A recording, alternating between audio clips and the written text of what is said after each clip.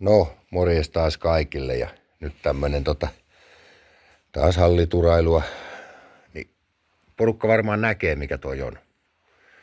Se on sähkömoottori, missä on hioma kivi ja sen saa sorviin kiinni.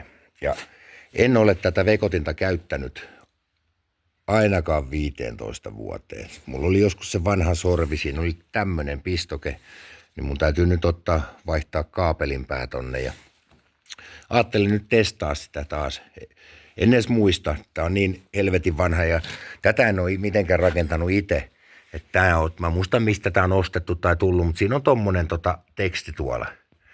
Että tää on ihan niinku joku tehdasvalmisteinen. Sitten sen verran venytin tosta, niin tää on tuolla moottorissa niinku kiinni toi.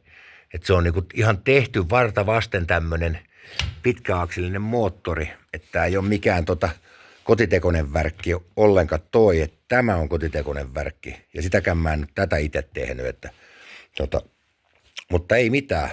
Nyt me ensin laittaa, kun mä kiristän tän ja pistään toi kiinni ja lyödään missä se töpselin pää. Niin vaihtaa sinne kunnon töpseli tohon, että lyödään se testin vuoksi ihan nyt kiinni, että kaikki näkee. Niin tää on sitä varten, jos sun tarvii jotain akselinpintaa hioa tai muuta, niin sä saat tällaisen tehtyä sen homman.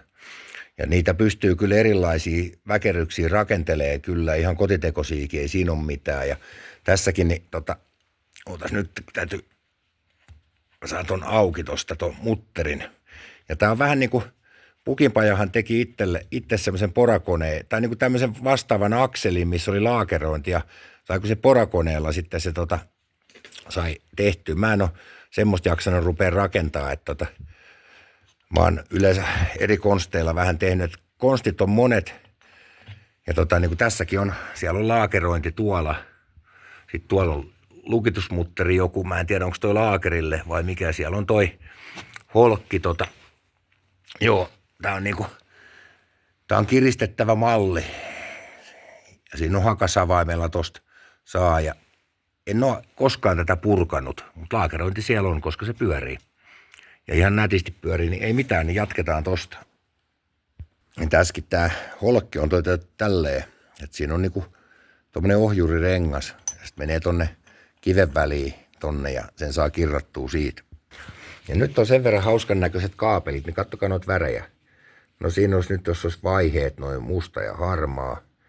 Nyt en ole varma, onko sininen vai punainen maa. Mun täytyy tuo koppa avaa tosta ja tutkitaan sieltä, niin ollaan viisaampia, ettei käy väärinkytkentää.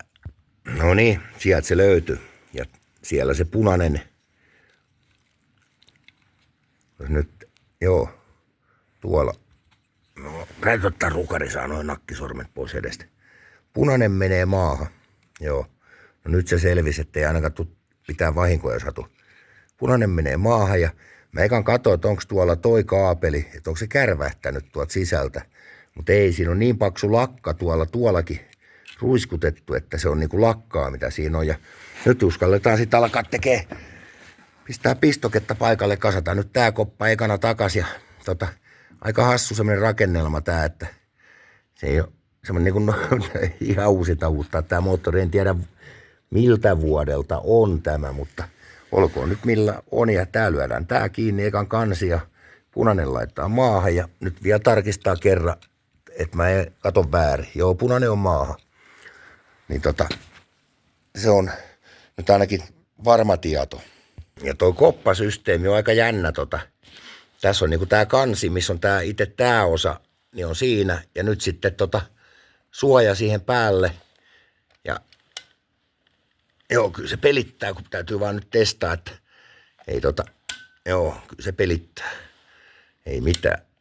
Mut tosi jännä on tää, on niinku hirveän väliä toi tossa, että kyllä ne on niinku perus nykysähkömoottorit on tästä kivoja, että siinä ei tarvitse tämmösiä viritelmiä rakennella tai olla, mutta kyllä tää tästä jatkuu.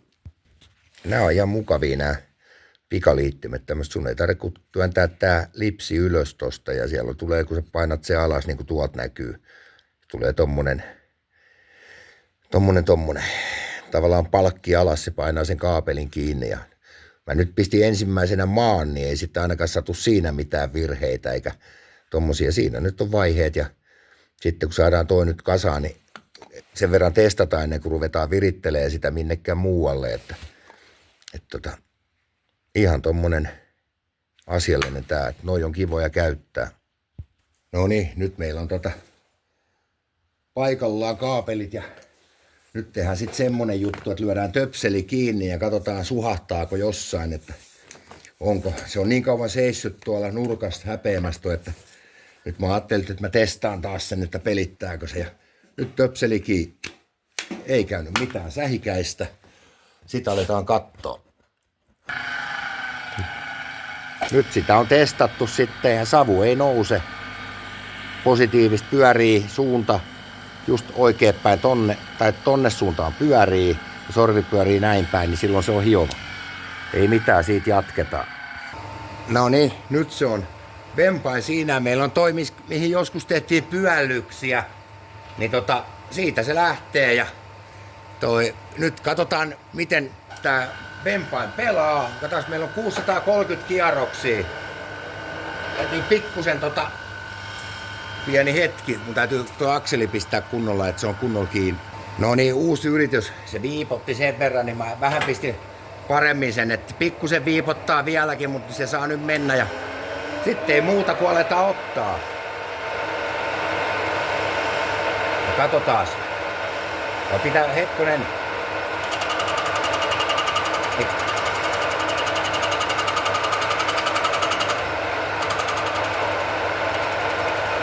Siinä näet.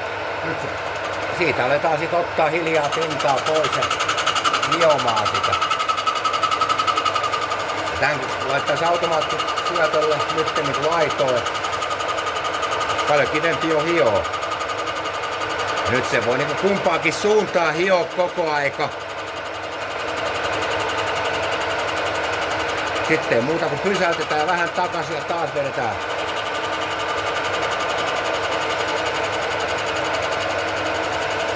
Siinä meillä tulee niinku hiomista nyt.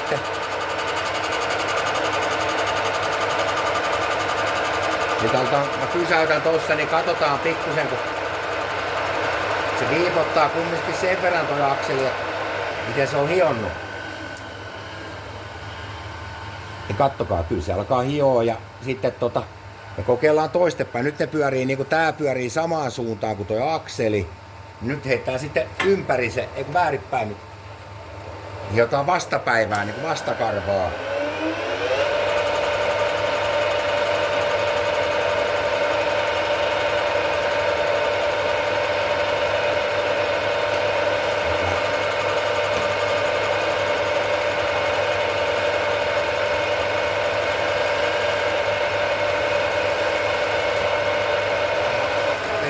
Nyt on semmonen juttu, että joo.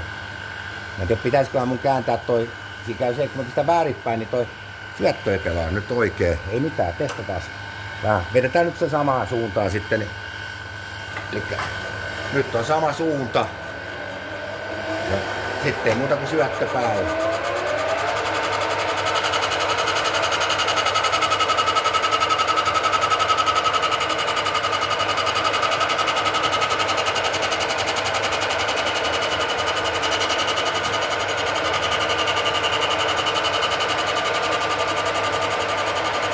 Vähän kiristä rajummin nyt sitä, kun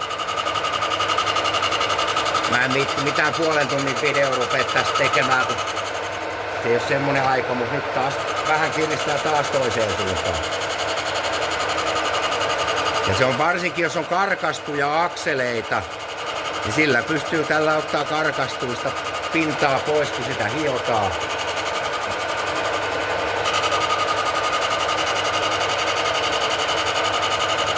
Ja katsotaan, kyllä siitä kiillottuu koko aika.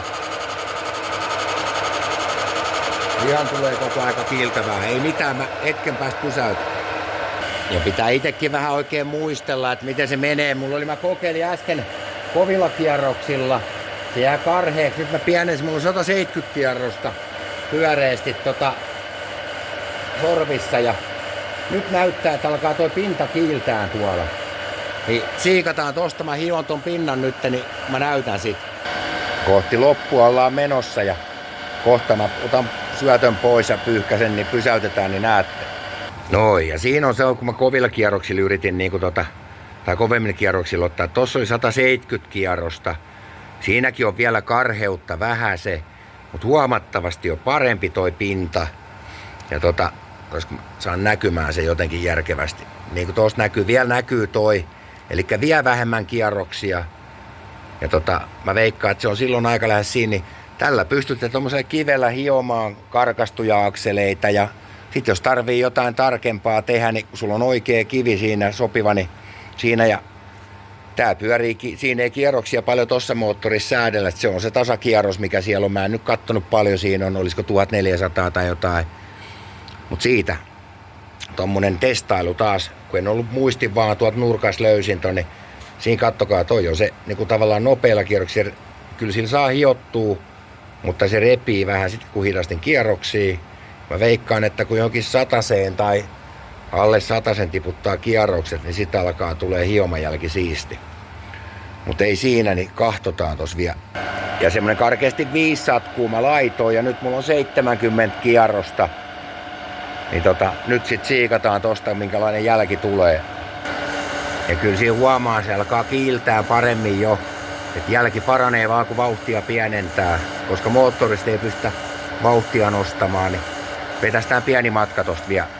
On se vielä hakusesta toi on melkein parempi toi pinta tossa, mikä on se 130 vai 140 kierros siinä oli, vai 170. Että toi syöttö on liian kova. Pikkusen niinku mun mielestä aaltoilee toi pinta. Se näytti alkuun, että se on parempi. Mutta ei. Kyllä siinä on niinku tommonen jännä aalto. Elikkä tossa on, mä veikkaan, että se on jossain tuolla kierroksissa on se lähellä ja sitten kivikin vaikuttaa. Mä veikkaan, että toi oli kaikkein paras mikä tossa. Toi on se nopea kierroksilla, hitaa kierroksilla, jollain 170. Oliko se 170 mitä mä nyt sanoin vai hetken, täytyy ihan katsoa itse. Joo, 170 kierrosta, eli se on, voi olla, että se 200 kierrosta siinä jossain huituvissa on lähellä oikeeta. Mutta siinä tämmönen testi, hiomakone sorviin, voi sillä jotain muutakin hioa, mutta sorviin. Se on aikoinaan tehty ja en ole itse tätä rakentanut, en tiedä mistä tämmönen on tullut. Tää on jostain ostettu, mutta mistä, niin en muista enää. Mut siinä kaikille ja toivottavasti siikin joku saa jonkun hyödyn ja ilon, niin taas hyviä vinkkejä. Se on moro.